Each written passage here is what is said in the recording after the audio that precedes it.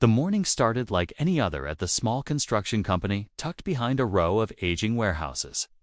The air was heavy with the scent of fresh paint, dust, and the clatter of tools. Among the workers in stained jeans and plain shirts, one figure stood out, a woman in faded camo pants and worn combat boots. Her name was Maya, but most here didn't bother to learn it. To them, she was just the army girl trying too hard to look tough in a man's world. Every time she walked by, hushed laughter and side comments followed like shadows at the break table. She sat alone, sipping coffee from an old metal flask. Two men across from her exchanged smirks. "Hey, soldier girl," one called out just loud enough for the others to hear. "Lose your tank on the way to work." The laughter that followed stung more than Maya would ever admit. She just stared at her mug, fingers tapping an invisible beat only she could hear. No one knew where she went after work. No one asked why she always checked her phone at exactly noon, or why she never joined their after-hours beer runs. Rumors swirled like sawdust in the shop. Some said she got kicked out of the army. Others claimed she was faking it altogether, that the camo was just a costume to look cool. But Maya kept her head down, finishing her shifts without complaint, moving heavy beams like they weighed nothing. Her eyes always scanning the sky when she stepped outside for lunch. Then came that Friday. The sun was just starting to dip when a low, thunderous sound rolled in from the horizon. Workers paused, shielding their eyes as a massive Black Hawk helicopter appeared, blades slicing through the evening calm. It circled once, then hovered directly above the dusty yard. The same men who mocked her now stood frozen, their mouths half open as they watched Maya calmly set down her hard hat, zip up her camo jacket, and walk straight toward the chopper. What happened next left them questioning everything they thought they knew about the quiet woman in camo, and wondering who exactly they had been laughing at all along. No one moved as Maya stepped into the swirling dust and wind kicked up by the Black Hawk's spinning blades. Few workers ducked behind trucks, their hats blown off their heads. The foreman, Mr. Jensen, who'd once told Maya she was too serious for her own good, just stood there, gripping his clipboard like it could explain any of this. Nobody knew what to say. Nobody knew what to do. They just watched as Maya climbed into the helicopter like she'd done it 1,000 times before. Back on the ground, people started whispering again, but now the tone was different. Was she still in the military? Why didn't she tell? Some thought maybe she was a secret agent. Others guessed she was part of a rescue team on call for special missions. The woman they'd mocked for wearing camo pants was suddenly a puzzle they couldn't solve.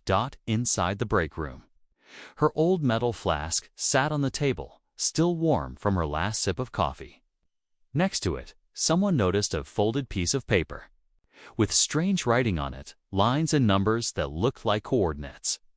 Nobody dared touch it, but they all leaned closer, trying to make sense of it. Maya's old truck was still parked out front, keys on the seat. Her locker, which no one had ever seen open, was locked tight. One curious guy rattled it, half hoping to find answers inside. Maybe medals, maybe photos, maybe nothing at all. But the lock held. The Black Hawk lifted higher and higher, until it disappeared behind the tree line, taking Maya and her secrets with it. All the men who thought they knew her stood there in the growing dark, replaying every smirk, every joke, every time they doubted the woman in camo.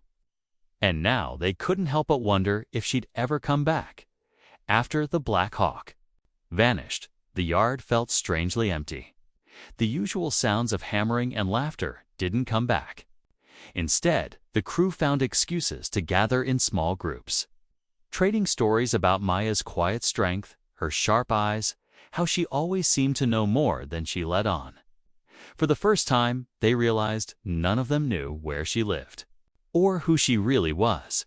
Eddie, one of the younger workers who'd laughed the loudest, couldn't get the image of her calm face out of his head.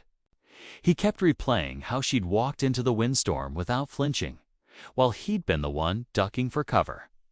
That night, he drove by her truck again, still parked under the flickering yard light. He peered through the window, but saw nothing except an old army backpack on the passenger seat. Part of him wanted to break in and find answers, but another part, the part that felt guilty, made him walk away. Meanwhile, Mr. Jensen, the foreman, was getting calls he couldn't explain. It's a man claiming to be what the government wanted.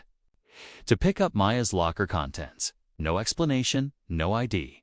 Just a voice that asked too many questions about who she spoke to at work and whether she left anything behind.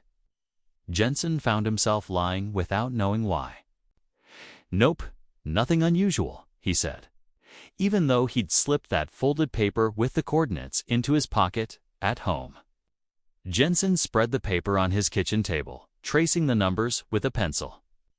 His wife watched him from the doorway, asking if everything was okay. He told her it was just work stuff. But his gut told him Maya's story was bigger than any of them guessed. Out at the job site, people talked about Maya less, but nobody could forget her. Some even claimed they'd seen the Black Hawk again, hovering far in the distance, like it was watching the place where Maya once stood. The questions only grew.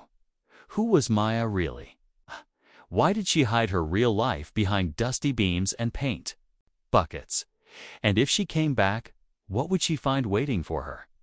A week passed, then another, but Maya didn't come back. The company yard felt like a place stuck between two worlds, the normal hum of work during the day and restless whispers when the sun went down. Eddie started spending extra hours near her old truck, sometimes just sitting on the hood, hoping he'd see her walk out of the shadows. He couldn't shake the guilt, or the questions piling up in his head about the woman they'd all judged too quickly. Inside the office, Jensen's nerves were wearing thin. Every night, he stared at the coordinates on that crumpled paper. He'd even tried typing them into an old laptop, but all he got was a spot deep in the woods about 50 miles out. He knew he shouldn't care. Maya didn't know him anything, but part of him needed to know if she was in trouble, or if she'd ever meant to come back at all. Then came the night someone broke into her locker. Nobody saw who did it, but the door hung open in the morning. The lock snapped clean off. Inside were only a few old photos. A young Maya in uniform, standing with other soldiers in front of a helicopter that looked just like the Black Hawk that came for her. One picture showed her shaking hands with a man in a dark suit whose face was half hidden by shadows. Word spread fast. Some said the man was a government agent. Others swore Maya had been undercover the whole time. By the third week, people noticed strange trucks parked down the street, black SUVs with tinted windows that never stayed long enough to be sure they were real. Eddie swore he saw a man watching the yard from across the road, pretending to check his phone. Jensen's phone buzzed with blocked numbers, each call hanging up the second he answered. When the Black Hawk finally returned, it didn't land. It hovered above the lot just after sunset, floodlights sweeping over the trucks and half-finished beams. Workers scattered inside, pressing against grimy windows, trying to catch a glimpse of who or what might come down this time.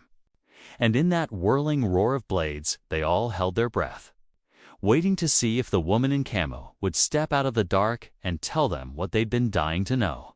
The Black Hawk's floodlights cut through the yard like search beams, sweeping over steel beams and half-built scaffolding as dust and loose papers whirled into the air.